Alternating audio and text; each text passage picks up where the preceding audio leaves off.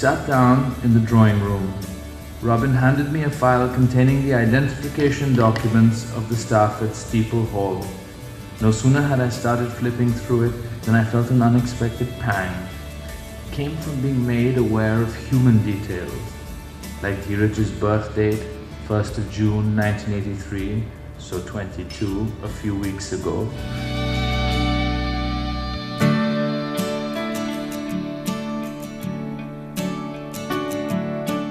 It is the responsibility of free men to trust and to celebrate what is constant. Birth, struggle and death are constant, and so is love, though we may not always think so. And to apprehend the nature of change, to be able and willing to change.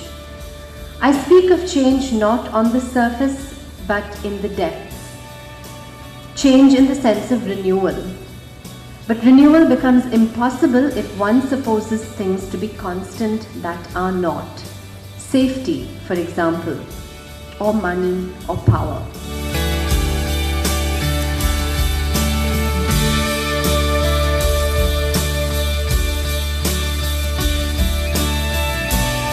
See, it's a very, very fascinating work, because if you're going to look at all the hyphenated relationship of India and its neighbors, Indo-Bangladesh, Indo-Pak or Indo-Nepal or Indo-Sri Lanka, this hyphen, he managed to convert it into an interesting comma.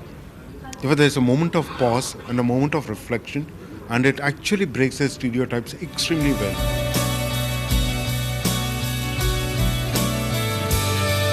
Well, I haven't read Aatish Taseer before. I've read his columns, I haven't read his books. And if he's writing a book every year and he's managed to get praise from Naipaul, he must be really good. And after I heard his reading, I'm quite sure that it's, very well written novel. I think he has the gift of being evocative even while he's being informative. And that's a rare gift. So I'm looking forward to this.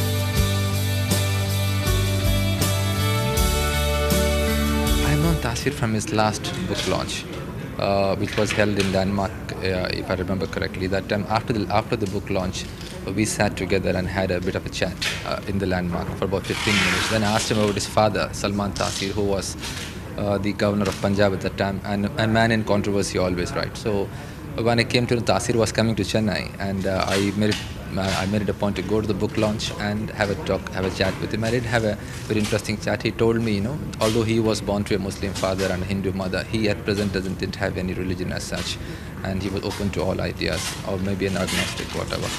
But I had very fond memories of that chat, because a few months later, his father was assassinated, or rather maybe not many months.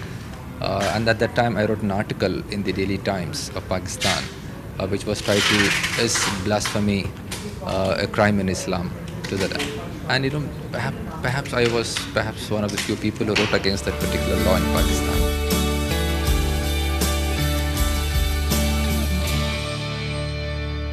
So someone said, and I can't remember, that at the end of a good book you should feel slightly exhausted because you ought to have lived several lives while reading it, and that's how I felt at the end of reading Noon, and I say that in a complimentary way because there's just so much complex emotion involved.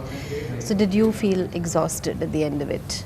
No, I felt exhilarated. It's that experience when the material's with you, it feels heavy, but when you've gone through it, it is quite an exhilarating. You feel spent.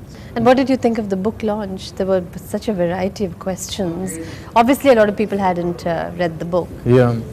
But I was very pleased. I thought it was a very gracious audience, and once they got going, it seemed they had lots to ask and interesting things about writing, and so I enjoyed the questions. And, so good luck, and it was great to have you in our city. And for those of you who haven't read Noon, I strongly urge you to do so, as well as Aatish's two earlier books, and once again been a delight chatting with you. Thank you so much. Thanks for joining us, All right. and thank you for joining us.